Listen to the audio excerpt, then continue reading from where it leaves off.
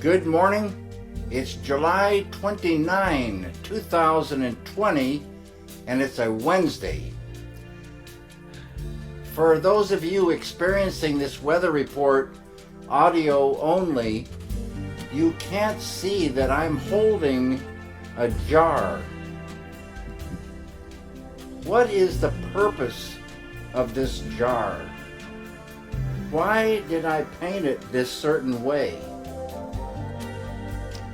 Here in LA, at early morning clouds and fog rolled in, but it's soon going to burn off.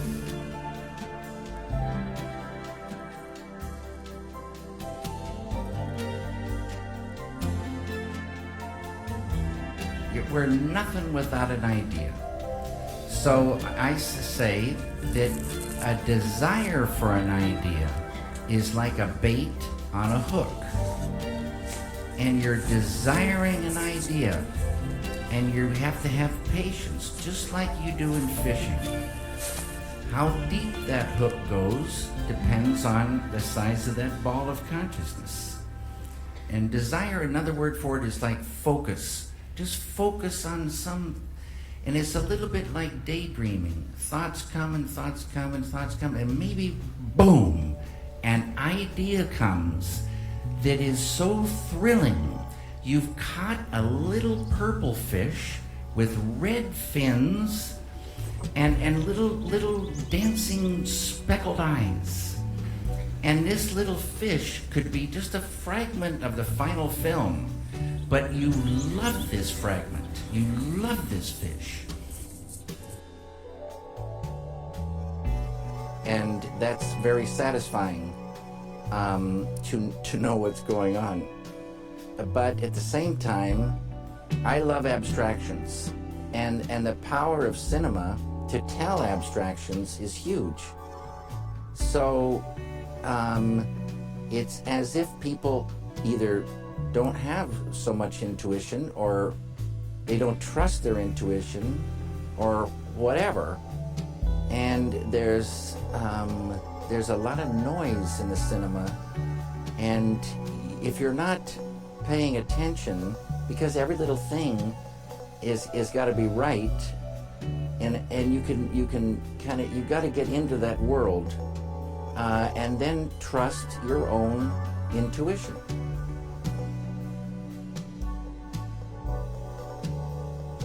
You don't have to suffer to show suffering.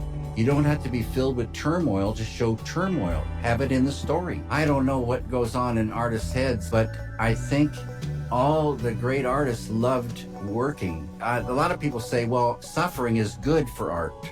Look at Van Gogh, they say. And I say, let's take a look at Van Gogh. Van Gogh didn't go out painting because he hated it, or the only time he was happy probably was when he was painting. He painted because he loved to paint. And the rest of his life was pretty miserable. He didn't sell anything. He was broke. A lot of times he's probably really hungry. It's just common sense. Suffering reduces. It's the enemy. Negativity is the enemy of creativity. It's common sense. If someone is depressed, they say they don't even feel like getting out of bed, let alone working. So, and you can still have righteous anger, being very strongly for something or against something, beautiful. But the kind of anger that is just bitter, just like selfish kind of anger, no one wants to be around this kind of person, and the person's poisoning himself. The person can't work so good. That's mind control. Negativity is really mind control. Depression controls the mind now. Can't work.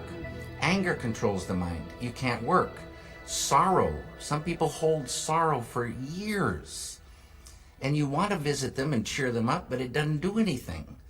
You get them the chance to transcend and watch what happens. Sorrow will lift away. They'll be back on the road.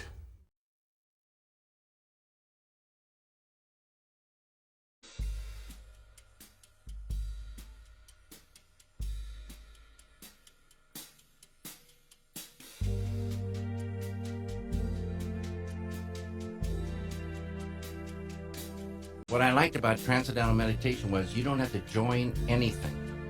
It's your technique. Once you learn it, it's your technique. You don't even have to tell anybody.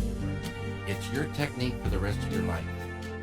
And what happens is you become more you. And you get more ideas and the more energy to fulfill those, translating those ideas. And it's fuel for the artist, fuel for the human being. And you don't get like everybody else. And you grow faster between films or between paintings. It speeds things up. And when you start expanding this consciousness and those all positive qualities, not only does life get better, but you start making the subconscious conscious. And you can catch ideas on a deeper and deeper level.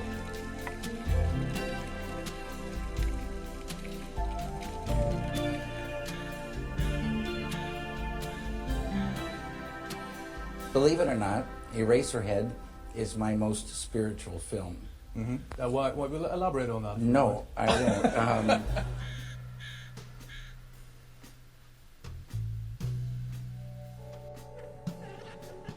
There are so many different and strange perceptions of you. I told a friend I was coming to interview you today, and she said, David Lynch, he's such a strange bird. I've heard that he doesn't have a refrigerator in his house. In fact, I don't even think he has a kitchen. Now that's odd, if it's true, is it? I have a refrigerator. Okay, I want to be sure of it. I've seen it, I like it better than that. And you have food in your house and you have a kitchen? I have, yes, I do. I don't cook in the house. And that's because of the odor. And a film develops on the walls.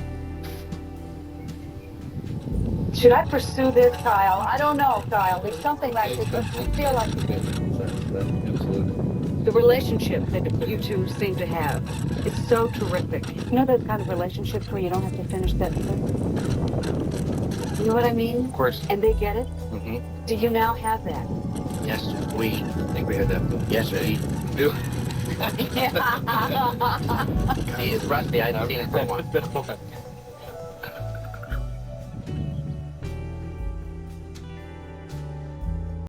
And he was like, yeah, tell me everything. You got to remember, I was at a point where I'd been auditioning for 10 years and people could barely give you eye contact. But with David, he was just genuinely interested. I got a call that he wanted to meet me at Bob's Big Boy to see if Kyle MacLachlan and I could get along or something. It was like a chemistry lunch. We ordered malts and French fries, and David was doodling on napkins while Kyle was doodling with a knife into his ketchup. And I mean, a girl either goes, these are really bizarre men and they're twin souls, or I'm in love with both these people and want to spend the rest of my lives with them, which is how I responded.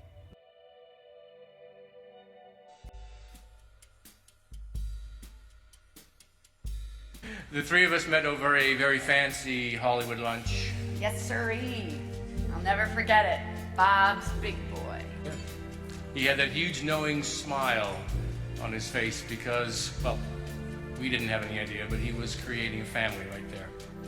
He not only gives us bold and boundaryless opportunities as actors to enter his worlds, but he has asked many of us to create radically new characters, never concerned that we would be identified with previous work we'd done with him. Everyone who works alongside David feels that electricity. It's his enthusiasm and passion that he brings to set that infuses you with that sense that you're doing what you were always meant to. There is a palpable hum of inventiveness and imagination. And for David, the same level of excitement goes into making a perfect sandwich as it does for dreaming up a scene for a film. Not a big distinction, or greater or lesser appreciation. And what sets David apart as an artist is he takes that level of excitement and uniquely dives into inventing every aspect of the filmmaking process. That's why most days when you walk onto set, you will find David painting a wall, hand making your prop, while also setting up a shot and seamlessly giving you the generous time in the world that you need, no matter what your role is in that filmmaking process. Over the years, literally every filmmaker we've ever worked with has wanted to know, what's it like to work with David?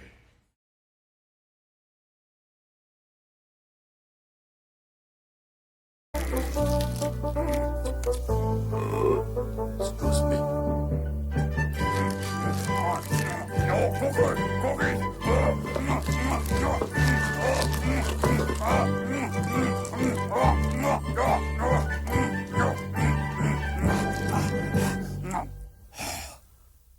Oh, hello. This Alistair Cookie here for Monsterpiece Theater. Tonight, another episode in Mystery about a monster trying to guess a town secret. A town called Twin Peaks. Diane, this Agent Cookie reporting. Me in town called Twin Peaks. Darn fine town.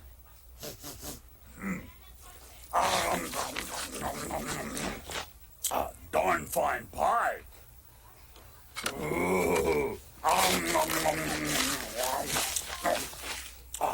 Darn fine plates too. We got to ask more people more questions.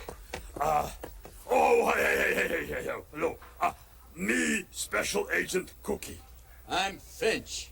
David Finch. David Finch, good. Me like bird who knows own name. Now, me have questions. Why this town called Twin Peaks?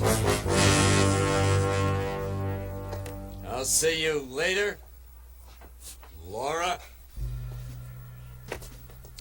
Gotta fly.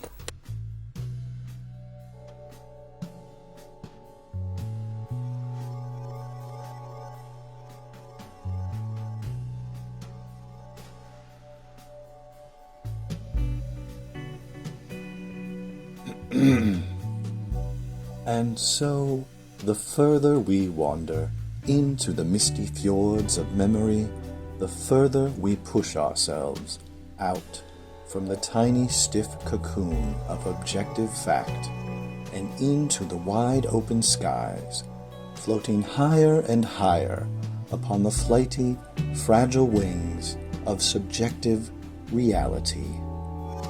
Will we wake up one day and discover we were all just butterflies dreaming about chariot races, cathedrals, and cherry pie? Who can say? Life is inexplicable most of the time, so if art is meant to be a reflection on life, then it need not have the answers to all our questions. The best we can do is keep the journey enjoyable. Happy fluttering, my friends. May your wings stay light.